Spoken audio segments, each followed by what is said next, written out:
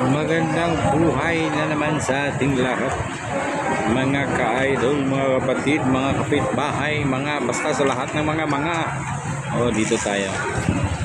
dito tayo sa isang lugar na maraming sasakyan.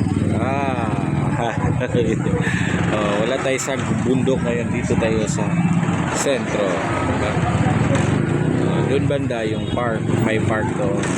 Yan, sa nakikita nyo mga mapupunong lugar. Diba? Ganda dyan. Pero ngayon dito muna tayo. Magbabayad tayo ng ilaw para liliwanag yung bahay. Dyan habang naghihintay sa labas, manood muna kayo.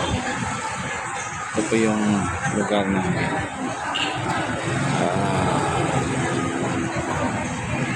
Shout out sa inyong lahat. Sana nakapagbayad na lahat ng ilaw para maliwanag yung ating mga bahay-bahay. Kasi pag hindi, tayo ay mapuputulan. Shout out everyone.